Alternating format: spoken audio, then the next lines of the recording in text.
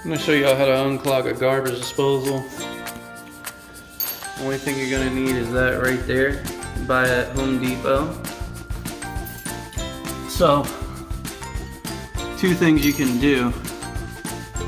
First thing you want to try is that red reset button right there.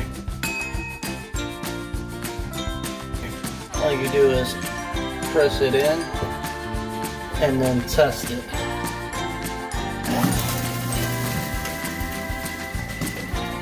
If that doesn't work, come down here with your tool,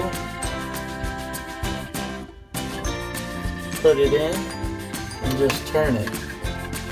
Something's lodged inside your garbage disposal making it stuck, and this will loosen it up. Always be sure to run some water also.